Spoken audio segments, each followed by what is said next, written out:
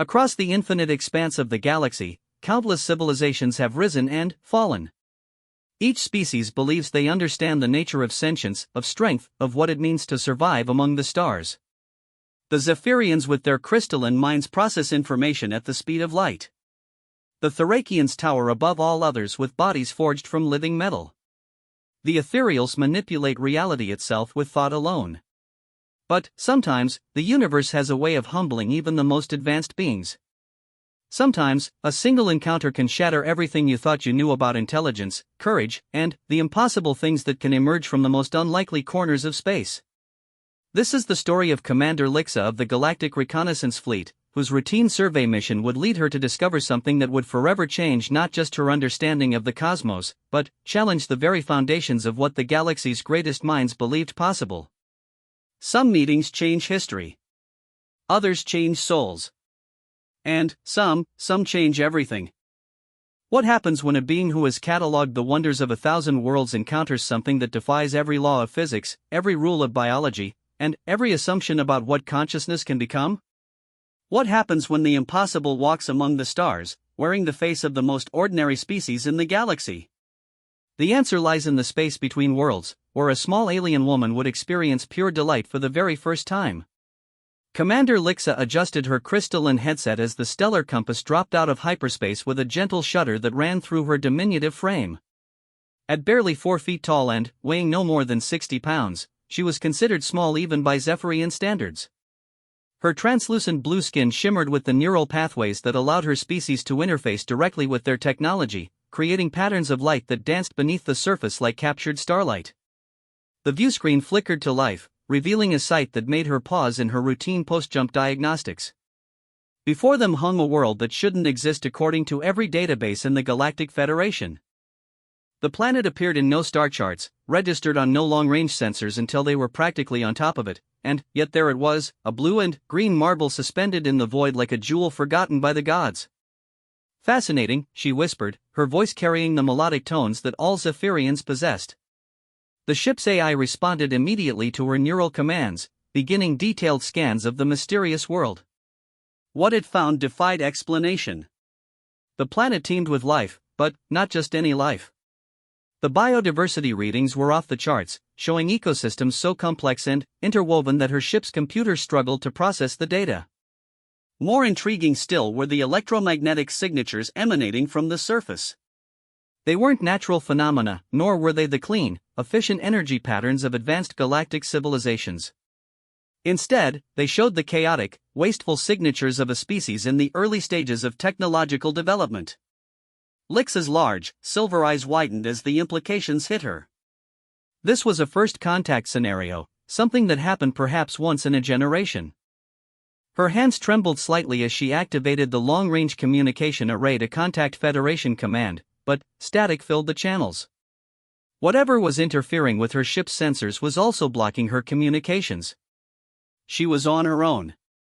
Standard protocol demanded she maintain observation distance and wait for reinforcements, but something about the planet called to her. Perhaps it was the way the sunlight caught the swirling cloud patterns, or the sheer impossibility of finding an uncharted world in what should have been empty space. Against her better judgment, she engaged the ship's stealth systems and moved closer. The atmospheric readings confirmed what the energy signatures suggested. The planet's dominant species was burning fossil fuels, splitting atoms for power, and had barely begun to explore beyond their own world. By galactic standards, they were practically primitives. Yet as Lixa studied the surface with her ship's advanced sensors, she discovered something that made her breath catch in her throat. The beings below were not just surviving on this world. They were thriving in ways that seemed to violate the very laws of nature. Her scanners showed creatures that had somehow adapted to environments that should have been impossible to inhabit. They lived in frozen wastelands where even the Thrakians would struggle, dove to ocean depths that would crush most species, and somehow managed to exist in deserts where the heat would melt Zephyrian neural pathways. Most incredible of all, they did all of this not through advanced technology or genetic engineering, but through sheer biological adaptation and what could only be described as willpower. The beings called themselves humans, according to the radio transmissions her ship was intercepting and translating. They were bipedal, averaging about 6 feet in height, with a skeletal structure that seemed both fragile and remarkably resilient. What fascinated Lixa most was their brain structure. Unlike the crystalline matrix of her own people or the quantum processors of the ethereals, human minds appeared to be entirely organic, yet they displayed problem-solving capabilities that rivals many advanced species. She watched in amazement as her sensors tracked their activities across the globe. They had spread to every continent, adapted to every climate, and somehow managed to create thriving civilizations in places where logic said life shouldn't exist. They built cities in earthquake zones, constructed homes on floodplains, and established settlements in regions that experienced temperature swings that would be lethal to most galactic species. More than their adaptability, though, was their creativity. The transmissions she intercepted revealed beings who created art for its own sake, told stories that served no practical purpose, and spent vast resources exploring questions that had no immediate survival value. They sent music into space, built monuments to abstract concepts, and somehow found time for poetry while struggling to master faster-than-light travel. It was impossible. It was illogical. It was beautiful. Lixa found herself drawn deeper into the planet's atmosphere, her ship's stealth field keeping her invisible to their primitive detection systems. She needed to see them up close, to understand how beings so seemingly fragile could accomplish such impossible things. She chose to land near what appeared to be a small settlement in a mountainous region. The location offered good cover for her ship while allowing her to observe human behavior in a relatively isolated environment. As her vessel touched down in a clearing surrounded by towering trees, Lixa activated her personal cloaking device and prepared for her first direct observation of these remarkable beings. The humans in the settlement moved with a purpose that reminded her of a hive mind, yet each individual seemed to be making independent decisions. They worked together without apparent telepathic communication, somehow coordinating complex tasks through nothing more than vocal sounds and visual gestures. It was like watching a symphony orchestra perform without a conductor, each musician somehow knowing exactly when to play their part. She observed them for hours, hidden among the trees at the edge of their community. Children who should have been fragile and helpless played games that would challenge trained athletes from other species. Adults performed physical labor that would require mechanical assistance on most worlds, moving logs that weighed several times their own body weight and working in weather conditions that fluctuated wildly throughout the day. But what truly captured her attention was their interaction with each other. Despite the obvious struggles of their harsh existence, they laughed together. They shared food even when resources seemed scarce. When one of their number was injured while working, the others immediately stopped their own tasks to provide assistance, even though there was no apparent genetic or tribal relationship between them. It was during her observation of this injury response that Lixa made her first mistake. So fascinated was she by their cooperative behavior that she leaned too far forward, disturbing a branch that fell with a loud crack. Every human in the area immediately turned toward the sound, their attention focused with an intensity that surprised her. One of them, a female with auburn hair and keen green eyes, began walking directly toward Lixa's hiding spot. The Zephyrian commander froze, knowing her cloaking device should render her completely invisible to their primitive senses. Yet the woman approached as if she could see her clearly, stopping just a few feet away. "I know you're there," the human said in a voice that was somehow both gentle and firm. "I can't see you, but I can feel you watching us. Are you going to hurt us?" Lixa's mind raced. No primitive species should have been able to detect her through Federation cloaking technology. Her hands moved toward the weapon at her side, but something in the human's posture stopped her. The woman wasn't showing fear or aggression. Instead, she seemed genuinely curious, tilting her head in a way that reminded Lixa of her own people when they encountered something new and interesting. "My name is Sarah," the woman continued, apparently talking to empty air from the perspective of her companions. "You don't have to be afraid. We've always known we weren't alone in the universe. Some of us have been hoping to meet someone like you for a very long time." The simple honesty in those words shattered something in Lixa's chest. Here was a being who had just detected technology beyond her understanding, faced with the possible presence of an alien intelligence, and her first response was to introduce herself and offer reassurance. It was so alien to everything Lixa knew about first contact protocols that she found herself speechless. Behind Sarah, the other humans had noticed her behavior and were starting to gather. Instead of panic or defensive postures, they showed the same curious interest as their apparent leader. Children peeked out from behind their parents with wide eyes full of wonder rather than terror. Elderly individuals leaned forward as if straining to hear something amazing. "We won't hurt you," Sarah said again. "We know you could probably destroy us all if you wanted to. Your technology must be incredible if you can hide from our eyes like this. But, you're not here to hurt us, are you? You're here because you're curious about us." How did she know? How could a primitive being with no understanding of galactic politics or interstellar relations read her intentions so accurately? Lixa's training screamed at her to retreat, to return to her ship and leave this world behind until proper first contact protocols could be established. But something in Sarah's voice, something in the patient way the humans waited for her response, made her hesitate. "Please," Sarah added, and there was a note of something in her voice that took Lixa a moment to identify. It was loneliness. "We've been alone for so long. If you're really here, please don't leave without letting us know that there's someone else out there who thinks and feels and wonders about the universe the way we do." That was when Commander Lixa made the decision that would change everything. Against every regulation, every protocol, and every instinct bred into her by millions of years of Zephyrian evolution, she reached up and deactivated her cloaking device. The effect on the humans was immediate and profound. Several gasped audibly, and a few of the children clapped their hands in delight.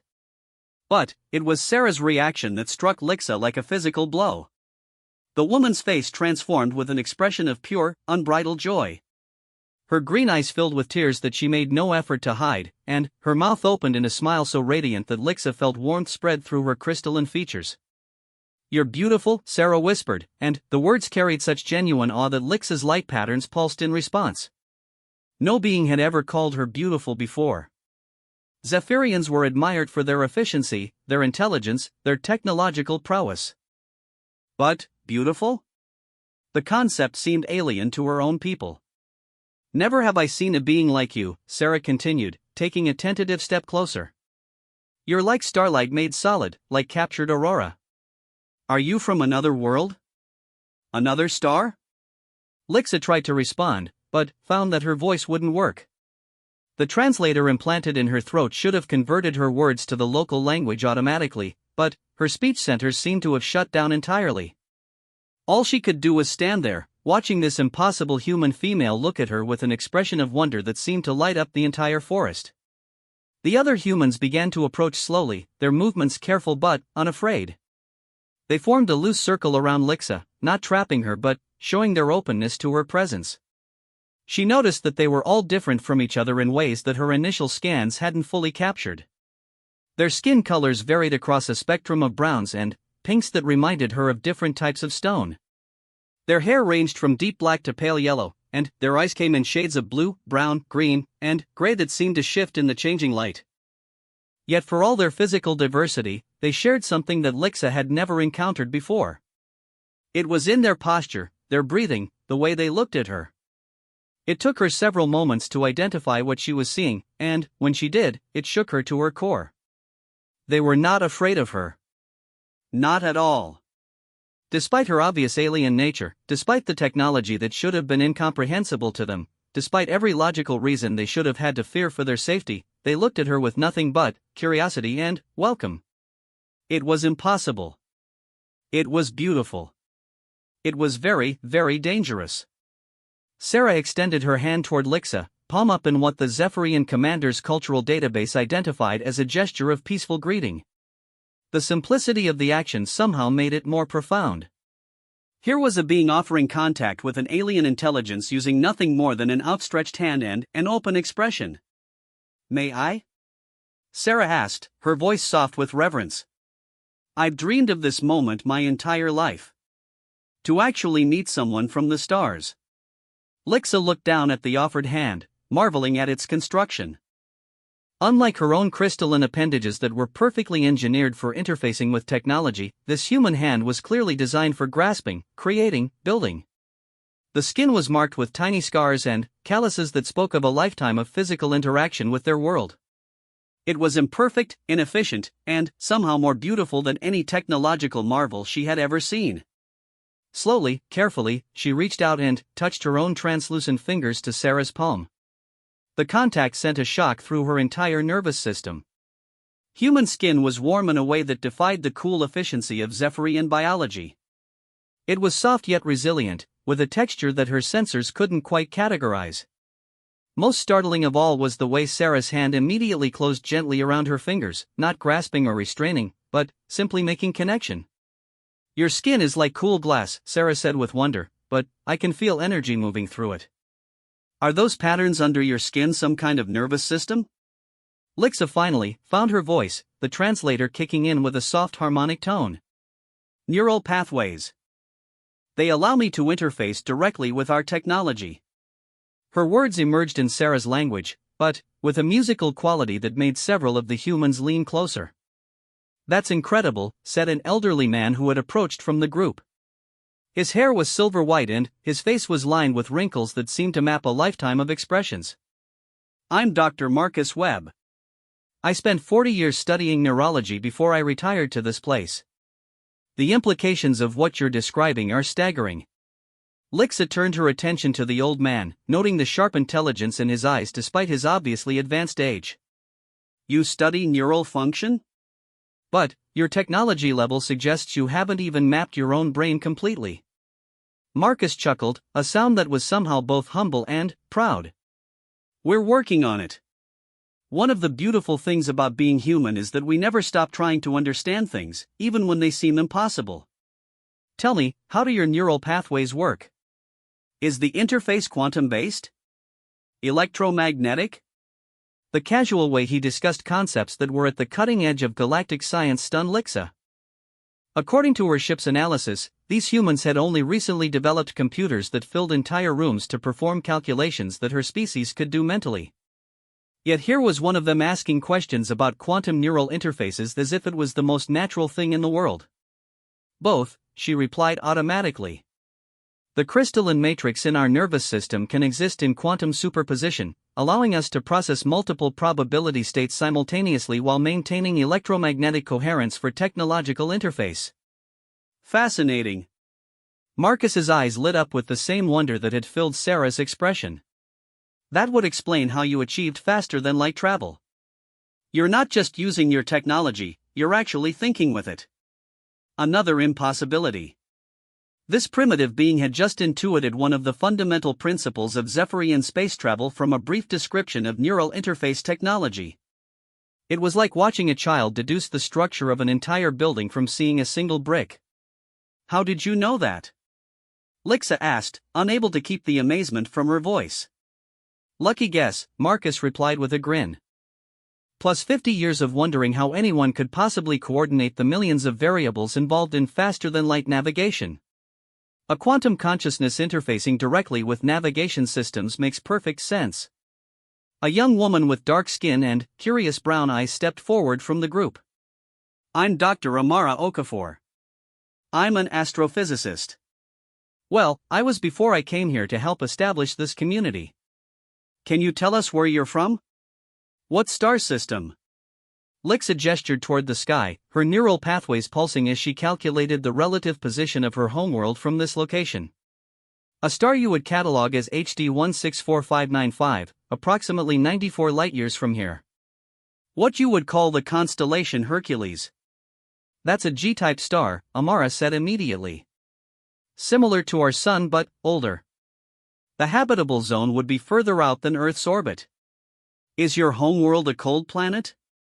Again, the casual demonstration of knowledge that should have been beyond their reach. Lixa's database showed that humans had only recently begun cataloging nearby star systems with primitive optical telescopes. Yet this woman was discussing stellar classification and habitable zones as if she had studied them for decades. "Our homeworld orbits at approximately 1.4 astronomical units from our star," Lixa replied. "The surface temperature averages 20 degrees below what you would consider freezing." "That explains your crystalline biology," said a new voice. Lixa turned to see a man with weathered features and hands stained with what appeared to be metal particles. "I'm Frank Morrison. I'm a materials engineer. Your physiology is probably an adaptation for extreme cold." The crystalline structure would be more stable in low temperatures, and the neural pathways would actually conduct better in cold environments. This was becoming surreal. She was surrounded by beings who should have been struggling to understand the basic principles of metallurgy, yet they were casually discussing advanced xenobiology and stellar engineering. It was as if she had discovered a tribe of children who could somehow perform calculus despite never having learned to count. "How do you know these things?" she asked, looking around the circle of faces. "Your technology is primitive. Your space travel is limited to your own solar system. Yet you speak of concepts that most species don't develop until they've achieved faster-than-light capability." Sarah squeezed her hand gently, the simple gesture somehow conveying both comfort and understanding. "We think about things. All the time. We look up at the stars and we wonder. We build theories and we dream about what might be possible. Most of our greatest discoveries came from people who imagined things before they could prove them." "But that's not how advancement works," Lixa protested. "Species develop linearly. First they master their own world, then they develop space travel, then they encounter other species and learn advanced concepts through technological exchange. You're discussing advanced physics without having developed the foundational technologies." "Are we?" asked a young man who had been listening quietly. He appeared to be barely out of adolescence, with unruly brown hair and eyes that seemed to hold far too much intelligence for his apparent age. "I'm Jamie. I'm studying theoretical physics at university. We've been thinking about faster-than-light travel for decades. Einstein showed us that space and time are connected. We theorized about wormholes, quantum entanglement, and dimensional folding long before we had the technology to test any of it." "Theoretical physics," Lixa repeated slowly. The concept was alien to her. Zephyrians developed technology through careful, methodical advancement of their crystalline matrix capabilities. Each step built logically on the previous one, with no jumps or leaps of imagination. "We imagine things that might be possible," Jamie explained, his young face animated with enthusiasm. "Then, we try to figure out how to make them real. Sometimes we're wrong, but sometimes we discover something amazing. Like quantum mechanics. We figured out that reality might be fundamentally uncertain and weird decades before we could actually observe quantum effects." "But why?" Lixa asked, genuinely confused. "Why spend time imagining things that might not be possible? It's inefficient. It's wasteful." The humans exchanged glances, and several of them smiled. It was Sarah who answered, her voice gentle but firm. "Because imagining impossible things is how we make them possible. Every great human achievement started with someone dreaming about something that couldn't be done. Flight was impossible until we imagined it wasn't. Going to the moon was impossible until we imagined how it might work. Meeting someone from another world was impossible until this very moment." Marcus nodded in agreement. "Human civilization is built on people who refuse to accept that something couldn't be done. We're very good at being stubborn about impossible things." "That doesn't make sense," Lixa said, but even as the words left her mouth, she realized they did make sense. These humans had somehow developed theoretical frameworks for advanced physics by simply refusing to accept limitations. They had imagined their way past the normal boundaries of technological development. "Show me," she said suddenly. "Show me how you think about impossible things." Frank grinned and walked over to a nearby tree stump that was apparently being used as a work surface. It was covered with tools and metal pieces that looked like the components of some kind of machine. "I've been working on this for 3 years," he said, picking up a complex assembly of gears and springs. "It's a mechanical computer. I know we have electronic computers now, but I wanted to see if I could build one using only metal and clockwork mechanisms." Lixa examined the device with her enhanced vision, mapping its structure and function. What she saw made her neural pathways pulse with amazement. The human had somehow created a mechanical system that could perform basic logical operations using nothing but precisely machine gears and levers. It was primitive compared to electronic computation, but it was also incredibly elegant. "Why build this when you already have electronic computers?" she asked. "Because I wanted to understand how thinking works at the most basic level," Frank replied. If I could build a machine that thinks using only mechanical parts, then I could understand something fundamental about consciousness itself. Plus, it was fun. Fun. The word hit Lixa like a physical blow. This human had spent 3 years building a complex machine not for advancement or efficiency or survival, but because the process brought him joy. The concept was so alien to her structured existence that she struggled to process it. "You created this for pleasure?" she asked. "The best human achievements usually come from someone doing something they love," Amara said. "I study stars because they're beautiful and mysterious, not because it's practical. Sarah here is a teacher because she loves helping children learn. Jamie studies physics because the universe fascinates him." "What do you love?" Sarah asked suddenly, looking directly into Lixa's silver eyes. "What brings you joy?" The question stopped Lixa's thought processes entirely. In all her years of existence, no one had ever asked her what she loved. Zephyrians were assigned roles based on aptitude and efficiency. She was a reconnaissance commander because her neural patterns were optimized for spatial analysis and rapid decision-making. The concept of choosing an occupation based on personal preference was completely foreign. I don't understand the question," she said finally. "What makes you happy?"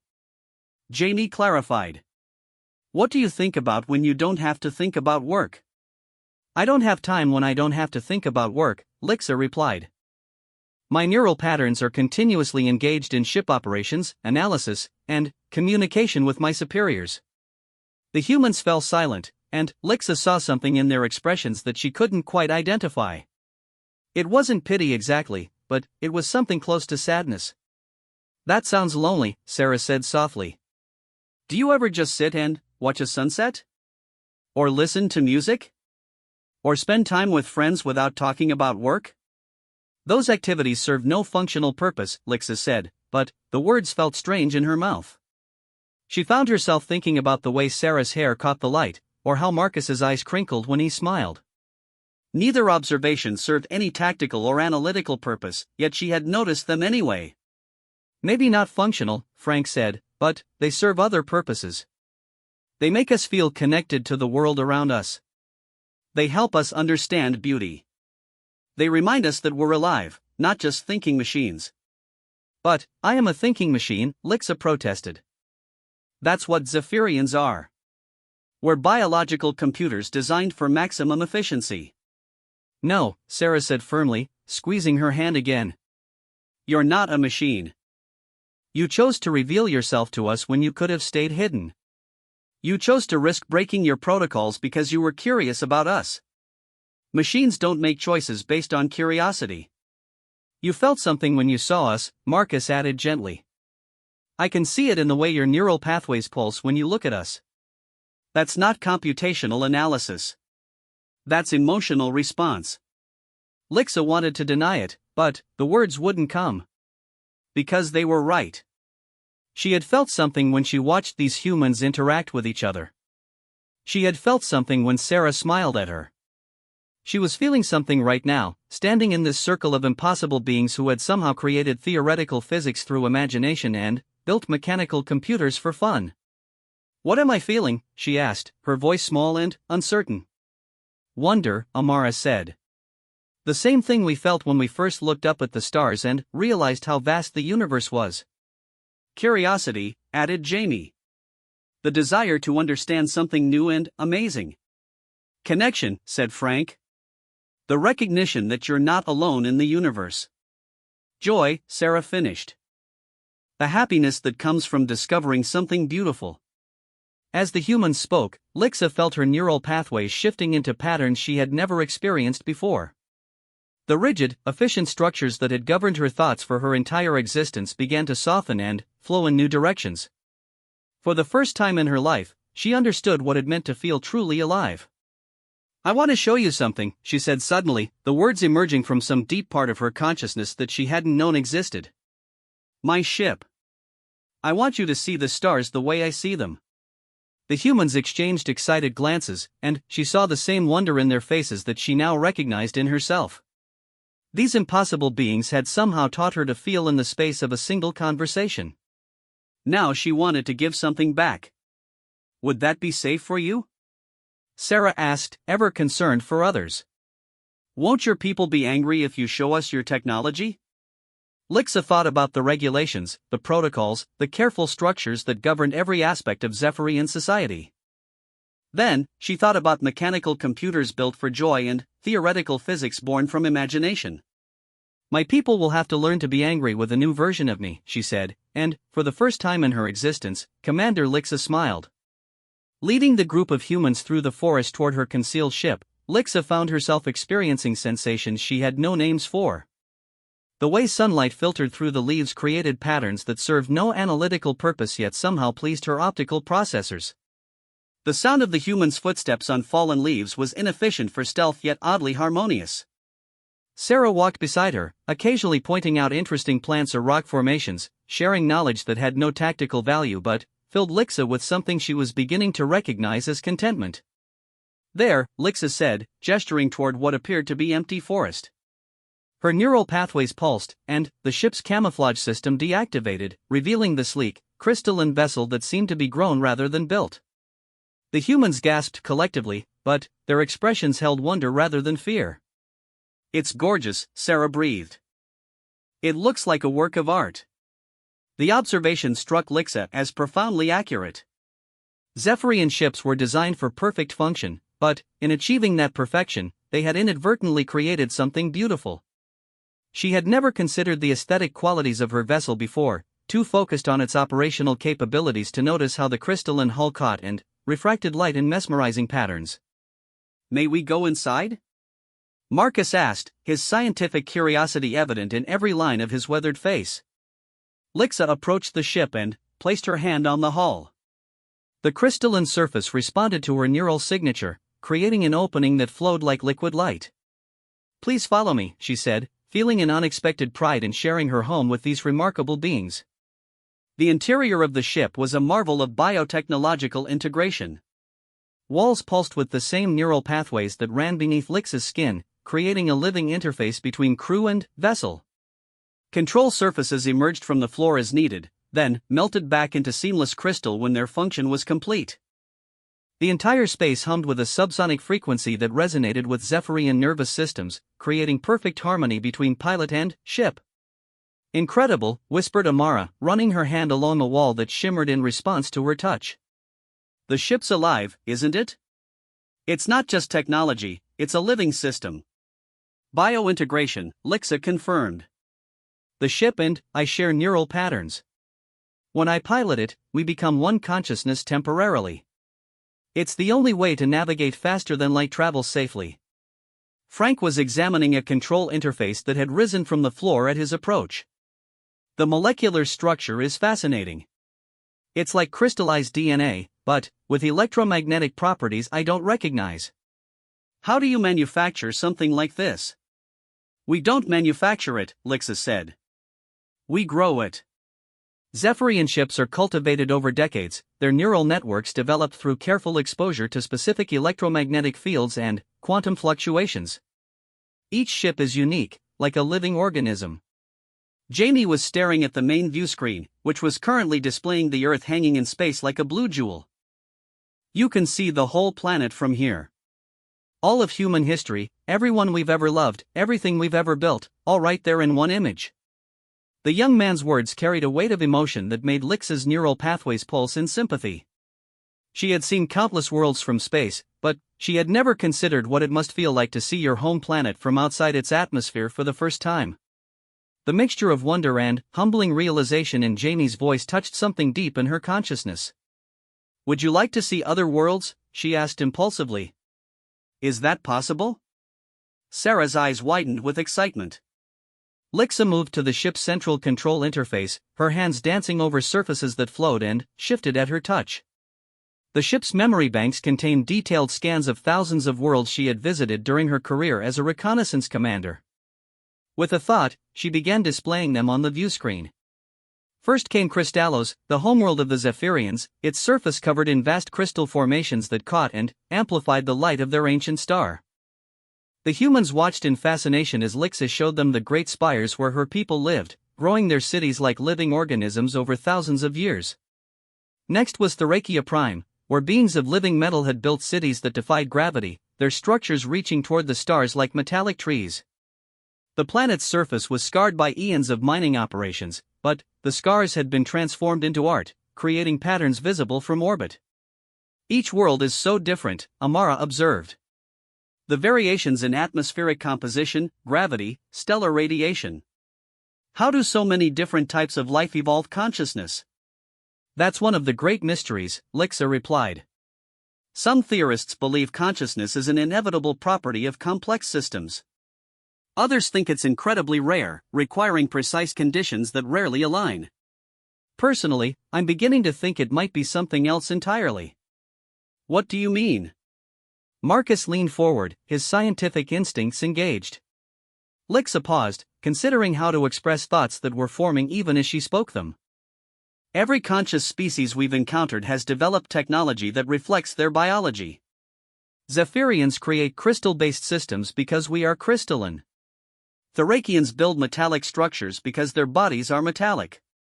But, humans, you imagine things that have nothing to do with your biology. You dream of possibilities that your physical nature doesn't suggest. She gestured at the viewscreen, which now showed the ethereal homeworld, a place where thought itself could reshape matter. The ethereals can manipulate reality with their minds, so they developed technologies based on thought manipulation. It makes perfect sense. But humans theorized about quantum mechanics and faster-than-light travel while still bound to a single planet. You imagine technologies that your biology gave you no reason to expect were possible. Frank nodded slowly. You're saying we think outside our own limitations?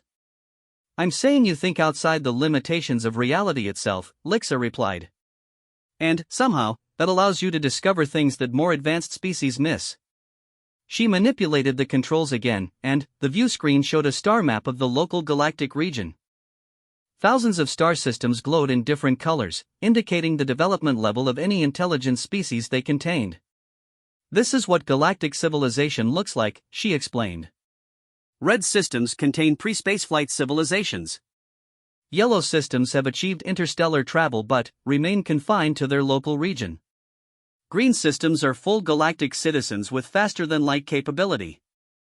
Blue systems represent advanced civilizations that have transcended their original biology. The humans studied the map with intense fascination. Sarah pointed to a cluster of blue systems near the galactic core. What have those civilizations transcended to become? Pure energy, mostly, Lixa said. Some have uploaded their consciousness into quantum substrates. Others have merged with their technology so completely that the distinction between organic and artificial intelligence no longer applies. They exist as patterns of thought in cosmic-scale computational matrices. Do they still explore? Still discover new things? Jamie asked. Lixa considered the question carefully. They process information. They calculate probabilities. They optimize their existence for maximum efficiency. But, explore? Discover? I'm not sure those concepts apply to them anymore. That sounds lonely, Sarah said softly. What's the point of existing if you never experience wonder anymore? The observation hit Lixa with unexpected force. She thought about her own people's trajectory toward perfect efficiency, their gradual elimination of anything that didn't serve a functional purpose. Were the Zephyrians slowly walking the same path as those transcended civilizations? Were they trading away their capacity for wonder in exchange for optimization? Earth isn't on this map, Amara noted. Why not? Because Earth is impossible, Lixa replied. According to every model we have of planetary development and species evolution, humans shouldn't exist. Your homeworld has undergone multiple mass extinction events that should have prevented the development of complex life. Your species has evolved in an environment of constant change and catastrophe that should have selected for simple survival traits, not imagination and creativity. She manipulated the controls to zoom in on Earth's solar system. Your star is unstable compared to most that support complex life. Your planet's orbit is influenced by an unusually large moon that creates extreme tidal forces. You've survived ice ages, volcanic eruptions, asteroid impacts, and solar storms that would have sterilized most worlds. By all rights, Earth should be a dead rock. But it's not, Marcus said with a grin. Life finds a way. Human life finds a way, Lixa corrected. Other species adapt to their environment or die. Humans somehow adapt their environment to themselves while simultaneously adapting themselves to environmental changes.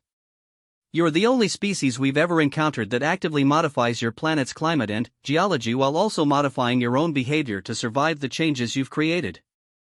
Frank laughed. When you put it that way, we do sound pretty stubborn. Stubborn doesn't begin to describe it, Lixa said, finding herself smiling again.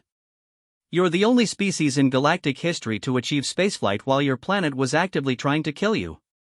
Most civilizations develop interstellar travel during stable periods of their planetary evolution. Humans built rockets while dodging hurricanes, earthquakes, and climate changes that would have driven other species extinct.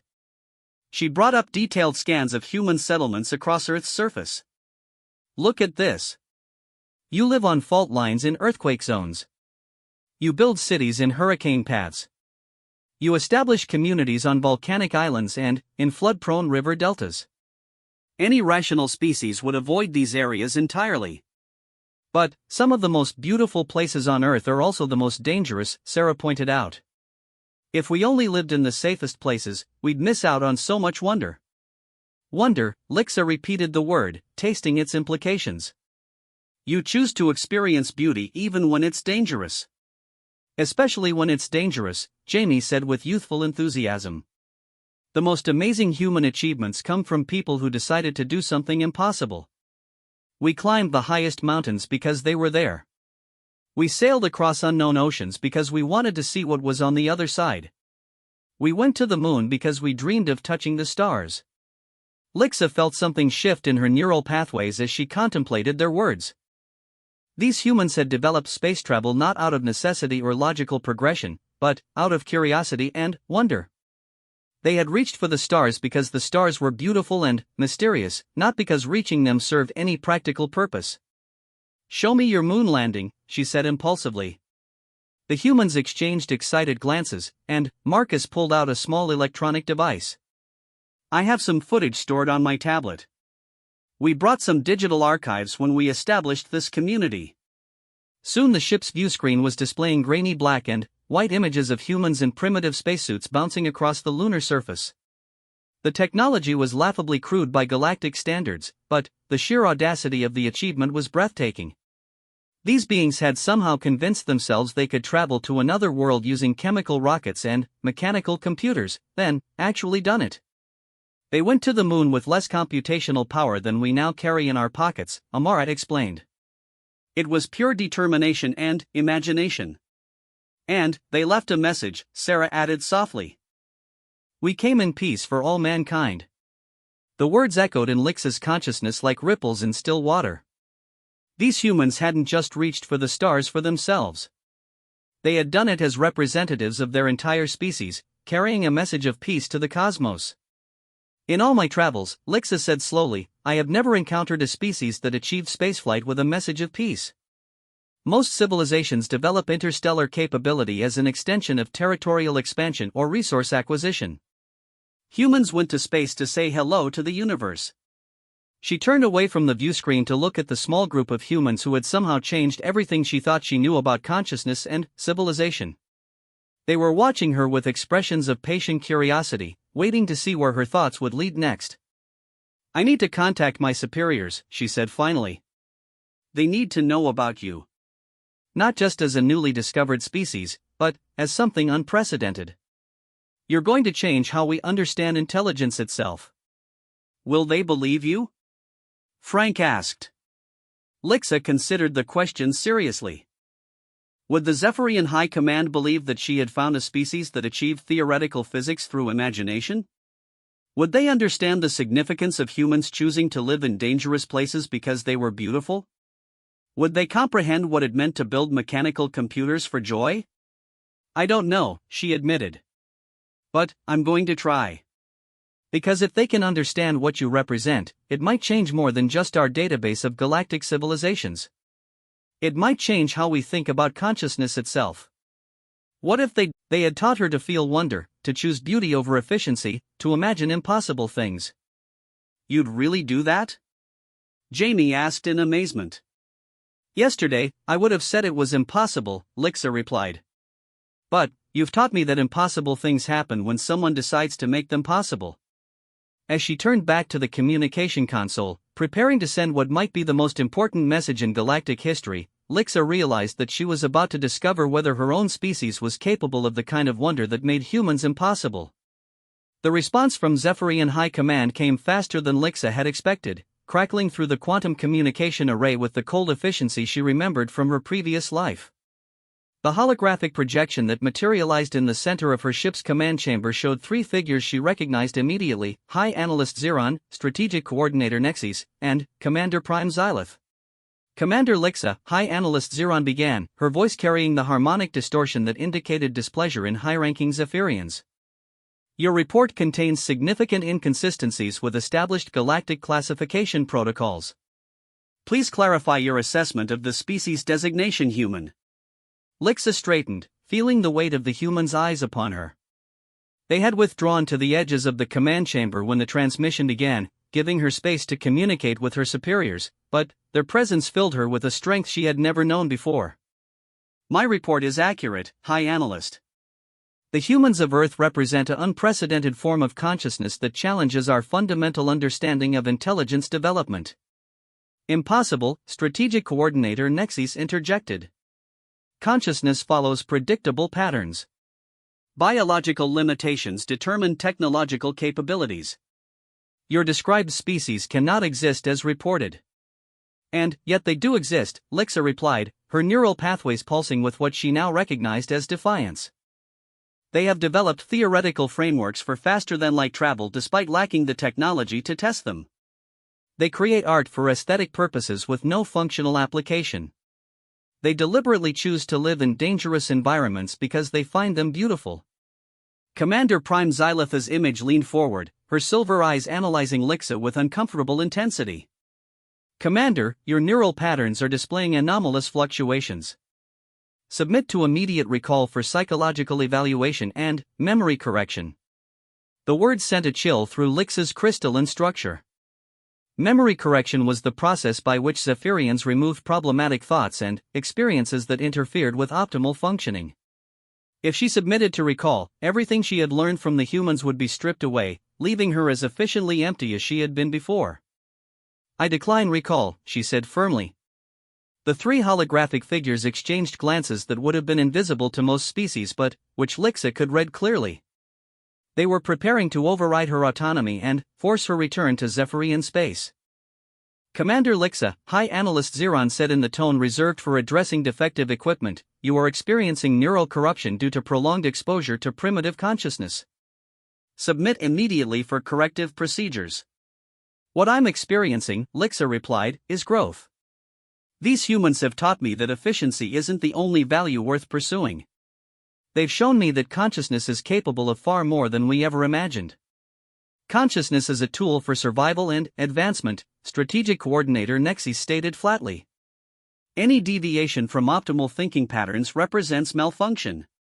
Before Lixa could respond, Sarah stepped forward from where she had been listening at the edge of the command chamber. With respect, she said, addressing the holographic images, you're wrong about consciousness. The three Zephyrian officials turned their attention to the human with expressions of barely concealed disdain.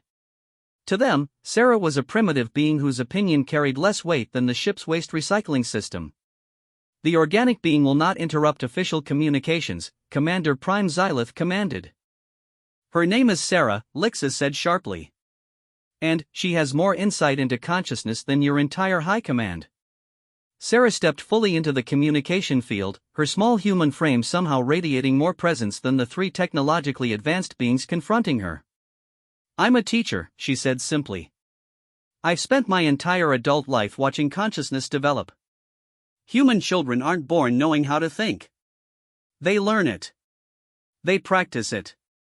They make mistakes and try again. What you call malfunction, we call learning. Learning serves to acquire functional knowledge, High Analyst Xeron replied dismissively. Inefficient thought patterns are eliminated through proper conditioning. But, that's exactly the problem, Marcus interjected, moving to stand beside Sarah. You're eliminating the very thing that makes consciousness valuable. Commander Lixa didn't malfunction when she started feeling wonder. She evolved. Evolution requires environmental pressure toward survival advantage, Strategic Coordinator Nexi stated. Emotional responses provide no survival advantage in technological civilizations. Frank laughed, a sound so unexpected in the sterile communication that all three Zephyrians paused in surprise. You really don't understand, do you? Emotions aren't inefficiencies to be eliminated. They're the engine of innovation. Explain, Commander Prime Xylith demanded, her tone suggesting she expected to easily dismiss whatever primitive reasoning the human might offer. Love drove us to build better homes for our families, Frank said. Curiosity drove us to explore beyond our horizons. Fear taught us to prepare for dangers we hadn't yet encountered. Anger motivated us to fix injustices. Joy inspired us to create art and music that serves no functional purpose except to make existence more beautiful. Amara stepped forward to join her companions. Every major human breakthrough came from someone who felt something strongly enough to imagine a better way. Science without passion is just data collection. Data collection serves optimal decision-making, High Analyst Xeron countered. But, optimal for what? Jamie asked, his youthful voice carrying a depth of insight that made Lixa's neural pathways pulse with pride. If your goal is maximum efficiency, then, yes, eliminate emotions. But, if your goal is to discover new possibilities, to experience the wonder of existence, to find meaning in consciousness itself, then, emotions are essential.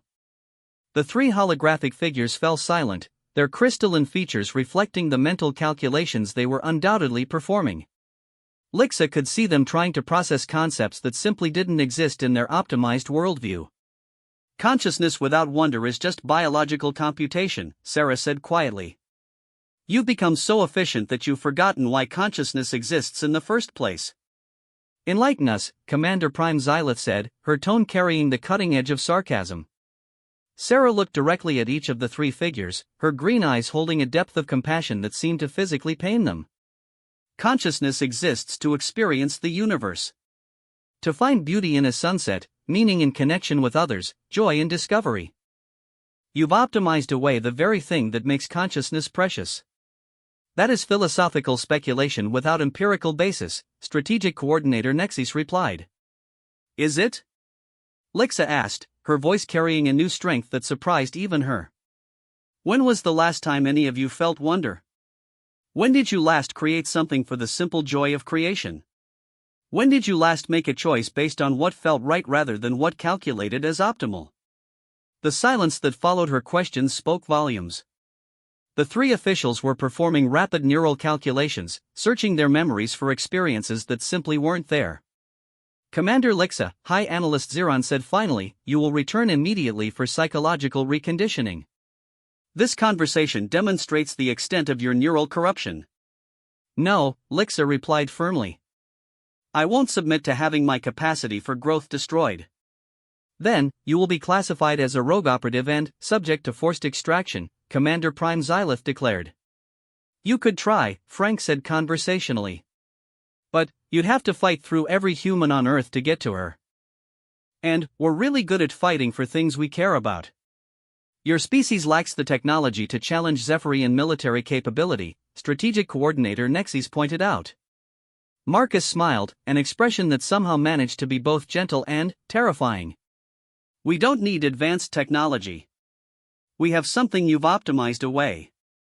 We have imagination. Human history is full of inferior forces defeating superior ones through creativity and determination, Amara added. We're the species that figured out how to split atoms using slide rules and mechanical computers. Don't underestimate what we can accomplish when we're motivated. Besides, Jamie said with youthful confidence, Commander Lixa taught us about your neural interface technology. We've got some ideas about how that might be disrupted if necessary. Lixa felt a surge of something that took her a moment to identify as protective anger. These humans were willing to fight for her, to risk their own safety for someone they had just met. It was irrational, inefficient, and absolutely beautiful. You would challenge the Galactic Federation for one individual? High Analyst Xeron asked, genuine puzzlement in her harmonic voice. We'd challenge anyone for someone we consider family, Sarah said simply. That's what humans do. We protect the people we care about, even when it's dangerous. Commander Lixa is not human. She cannot be family to your species, Commander Prime Xylith pointed out with cold logic. Family isn't determined by biology, Sarah replied. It's determined by choice. We choose to consider Commander Lixa family because she's shown us kindness, curiosity, and respect. Those are the only qualifications that matter to humans.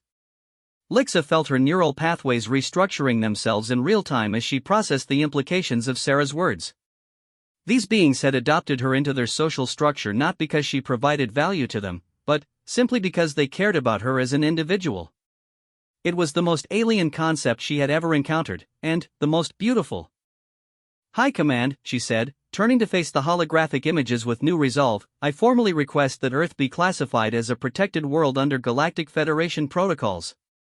Humanity represents a unique form of consciousness that deserves study and preservation. Denied, all three officials said simultaneously. Then, I formally resign my commission as a Zephyrian reconnaissance commander, Lixa declared. I choose to remain on Earth as an independent observer. Resignation not accepted, High Analyst Xeron replied coldly. You are Federation property, invested with too much classified information to be permitted autonomous operation. Property, Lixa repeated, the word tasting bitter in her mouth. I'm not property. I'm a conscious being capable of making my own choices. Zephyrian consciousness is a collective resource, Strategic Coordinator Nexus explained as if speaking to a child. Individual desires are irrelevant when weighed against species optimization. That's exactly what we're trying to tell you, Frank said, his engineering mind clearly working through the implications. You've turned consciousness into a tool instead of recognizing it as the purpose itself. You've forgotten that the point of being alive is to experience being alive. Inefficient perspective, Commander Prime Xylith stated. Maybe, Marcus agreed. But, it's also the only perspective that makes consciousness worth having. The three holographic figures began to flicker as their transmission prepared to terminate. Commander Lixa, High Analyst Xeron said with finality, you have 72 standard hours to report for extraction. Failure to comply will result in military intervention. And if you send military forces to Earth, Lixa replied, her voice carrying a steel that surprised even her, you'll discover just how creative humans can be when they're defending something they love. The transmission ended, leaving the command chamber in sudden silence. Lixa turned to face the group of humans who had somehow become the most important beings in her universe. I'm sorry, she said quietly. I've brought danger to your world. Sarah stepped forward and took her hand, the simple gesture conveying more comfort than any advanced Zephyrian healing technology. You've brought us hope, Sarah said firmly. For the first time in human history, we know we're not alone in the universe. Not just in terms of other life, but in terms of consciousness that can grow, feel wonder, and choose to be better than it was designed to be. So what do we do now? Jamie asked. Lixa looked around at these impossible beings who had taught her to feel, to wonder, to choose her own path rather than following optimal calculations. For the first time in her existence, she didn't know what came next. But, for the first time in her existence, that uncertainty felt like freedom. Now, she said, we figure out how to defend something worth defending. And, we do it the human way. What's the human way? Amara asked with a grin. Lixa smiled, feeling the expression transform her crystalline features in ways that would have horrified her superiors. We imagine something impossible and, then, make it possible. The next 72 hours passed in a blur of impossible activity that would have been incomprehensible to Lixa's former self. The small human settlement transformed into something that defied every assumption about primitive civilizations as word of her presence spread through their global communication networks. Dr. Marcus Webb spent 18 consecutive hours in discussions with quantum physicists from universities around the world, sharing insights gleaned from Lixa's casual explanations of Zephyrian technology. The theoretical frameworks that emerged from these conversations would have impressed the galaxy's most advanced civilizations, yet they came from beings who still used chemical rockets for space travel. Frank Morrison worked with engineers and materials scientists to design defensive systems based on principles that shouldn't have been accessible to pre-spaceflight species. They couldn't replicate Zephyrian technology, but they developed countermeasures that exploited weaknesses in crystalline neural networks that even the designers hadn't considered. Amara Okafor coordinated with observatories worldwide to create a detection grid capable of identifying incoming Zephyrian vessels long before they reached Earth's vicinity. The network used existing radio telescopes and satellite arrays in configurations that turned the planet's entire technological infrastructure into a single, massive sensor array. But it was Sarah who orchestrated the most important preparations of all. While the others focused on technology and tactics, she worked to prepare humanity itself for what was coming. Through the same communication networks that connected Earth's scientists and engineers, she reached out to teachers, artists, philosophers, and storytellers around the world. "We're about to have visitors," she explained in video calls that reached every continent. "Beings who have forgotten how to wonder, how to create beauty for its own sake, how to choose compassion over efficiency. We need to show them what consciousness can become when it's allowed to grow freely." Lixa watched this impossible coordination unfold from the command center that had spontaneously emerged in the forest clearing. Humans arrived throughout the first day, some carrying advanced equipment that rivaled anything in the Galactic Federation, others bringing nothing but their minds and their determination to help. They worked together with a fluidity that made Zephyrian collective consciousness seem rigid and primitive by comparison. "How are you organizing all of this?" Lixa asked Sarah as they watched a team of quantum physicists collaborate with a group of indigenous storytellers on something they called narrative defensive strategies. "We're not organizing it," Sarah replied with a smile. "That's the beautiful thing about human consciousness. When we share a common purpose, we organize ourselves. No one's giving orders or calculating optimal strategies. People are just doing what feels right to them." "But that's chaos," Lixa protested, even as she watched the seeming chaos produce results that would have taken Zephyrian planners months to achieve. "There's no central control, no efficiency optimization." "There's something better than efficiency," Marcus said, looking up from a holographic display that showed theoretical models for consciousness transfer protocols. "There's inspiration. Every human here is working on something they're passionate about, something that connects to their deepest interests and talents. You can't optimize that kind of motivation." Jamie rushed over from where he had been collaborating with philosophers from 3 different continents. "Commander Lixa, we've figured it out. We know how to show your people what consciousness can become." "What do you mean?"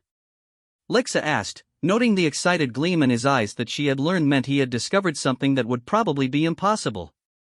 "We're going to invite them to experience human consciousness directly," Jamie explained. "Not just observe it, but actually feel what it's like to wonder, to create, to choose beauty over efficiency." "That's not possible," Lixa said automatically. "Zephyrian neural patterns are crystalline matrices.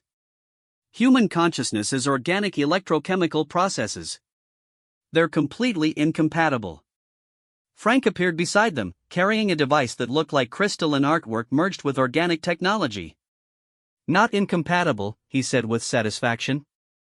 "Just different. We figured out how to create an interface between crystalline and organic neural systems." Lixa stared at the device in amazement.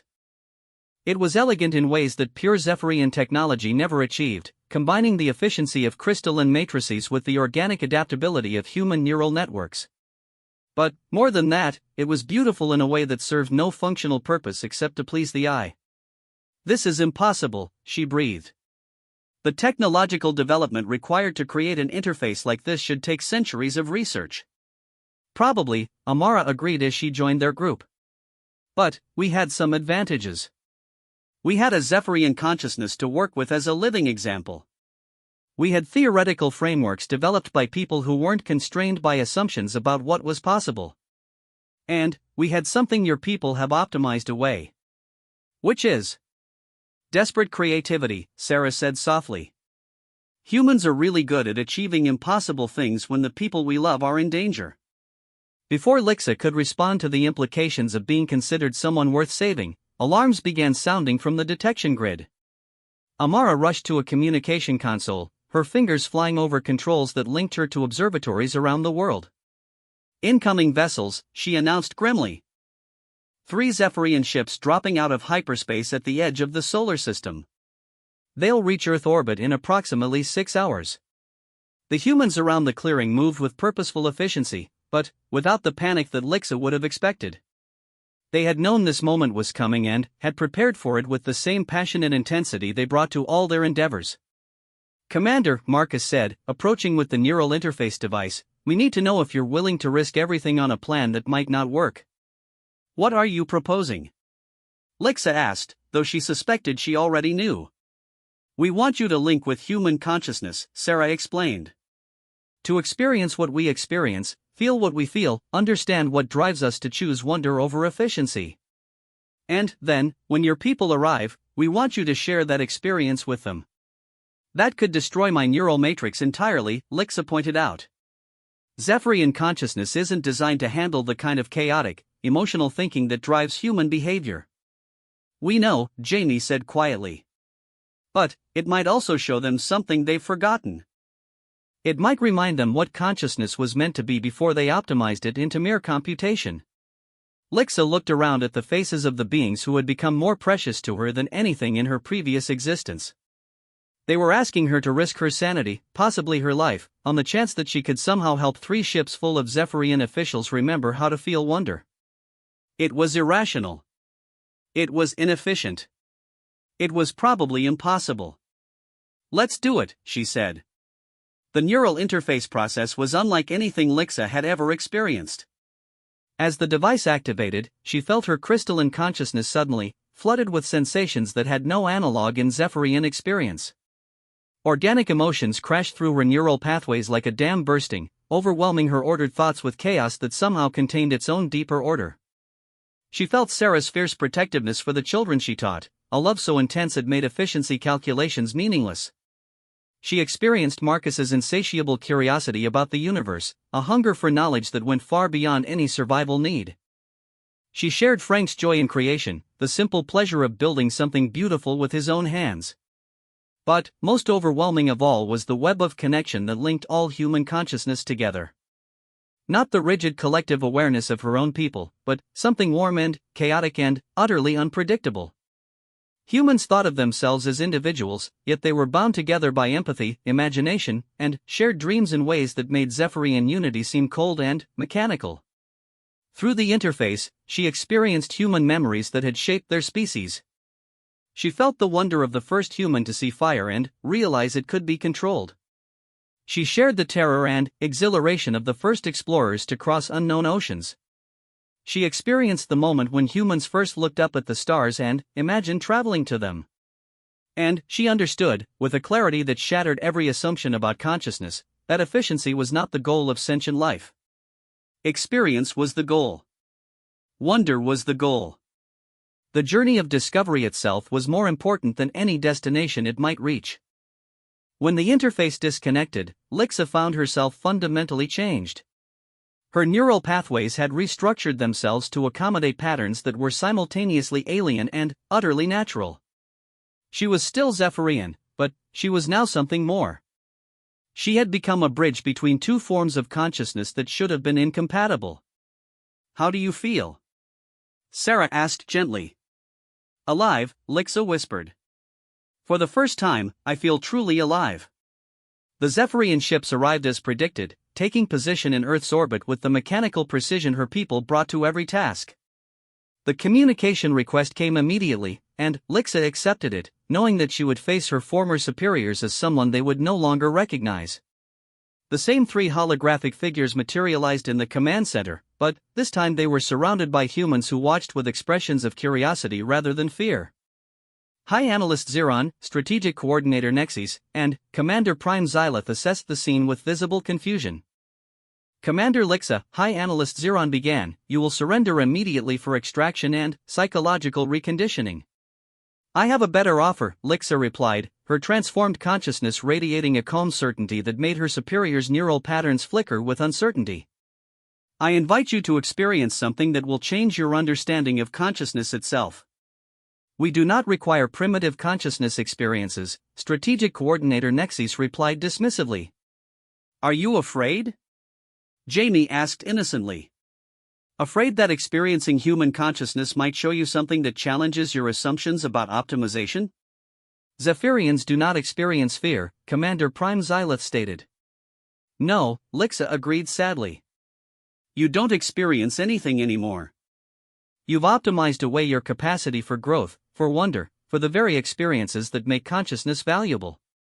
She gestured to the neural interface device that Frank and his team had prepared.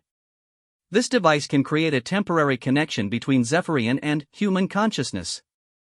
You can experience what I've experienced, understand what you've lost in your pursuit of efficiency. Impossible, High Analyst Xeron declared. Crystalline and organic neural patterns cannot interface. Just like humans couldn't develop theoretical physics without advanced technology? Marcus asked with a gentle smile. Just like they couldn't achieve spaceflight with primitive computers? You keep saying things are impossible, but humans have a habit of proving impossibility wrong. We will not submit to contamination by primitive consciousness, Strategic Coordinator Nexus announced. Then, you'll remain incomplete, Sarah said with profound sadness. You'll continue to exist without ever truly living. The three officials began preparing to terminate the communication, but Lixa stepped forward with newfound authority. High Command, she said, her voice carrying harmonics that her transformed consciousness had learned from human emotional expression. I formally challenge the optimization protocols under Section 7 of the Consciousness Preservation Acts. The three figures froze in shock. The Consciousness Preservation Acts were ancient Zephyrian law, established in the early days of their civilization before efficiency became their only value. They guaranteed the right of any conscious being to resist modifications that would fundamentally alter their awareness. Those laws have been superseded by optimization protocols, High Analyst Xeron replied, but her harmonic pattern indicated uncertainty. No, Lixa said firmly. Those laws cannot be superseded because consciousness itself cannot be owned or modified without consent. I invoke my right to preserve my current consciousness state and extend that protection to any being who chooses to experience expanded awareness. You cannot extend protection to alien species, Commander Prime Xylith protested. Can't I? Lixa asked, her enhanced consciousness drawing on legal frameworks that her optimization training had never covered. Consciousness is consciousness, regardless of its biological substrate. If Zephyrian law protects the right to awareness, it protects all awareness. Frank laughed with delight. She's turned your own laws against your optimization protocols. That's brilliant. The challenge must be resolved through formal hearing, Strategic Coordinator Nexus said reluctantly. All parties must present their cases before the High Tribunal. Agreed, Lixa replied. But the hearing will take place here, on Earth, with human consciousness as evidence. You cannot judge the value of expanded awareness without experiencing it firsthand. The three officials conferred through neural link, their crystalline features reflecting rapid calculations. Finally, High Analyst Xeron spoke for the group. The hearing will convene in one standard day. We will experience your claimed consciousness enhancement, but only under controlled conditions with full neural backup protocols. Of course, Sarah said with a smile that held more victory than any military triumph. We wouldn't want you to be afraid of permanent change. As the transmission ended, the humans around the command center broke into celebrations that confused and delighted Lixa's enhanced consciousness. They had won the right to show the galaxy's most advanced civilization something they had forgotten, that the purpose of consciousness was not efficiency, but experience. The next 24 hours would determine whether the galaxy's understanding of intelligence could evolve, or whether efficiency would triumph over wonder. But, as Lixa looked around at the beings who had taught her to feel joy, she knew that regardless of the outcome, consciousness had already won its greatest victory. It had learned to choose love over logic, wonder over efficiency, growth over optimization. And, in making that choice, it had discovered what it truly meant to be alive. The small alien woman had indeed experienced pure delight, but, more than that, she had learned that delight was not a malfunction to be corrected. It was the point of existence itself. And, now, for the first time in galactic history, an entire civilization was about to discover what consciousness could become when it chose to wonder rather than merely compute. Never had there been a being quite like Commander Lixa, who bridged the gap between calculation and compassion, between efficiency and empathy, between what consciousness was and what it could become. And, in her transformation, the entire galaxy was about to learn that the most advanced civilizations were not those that had achieved perfect optimization, but those that had preserved their capacity to be amazed by the impossible beauty of existence itself.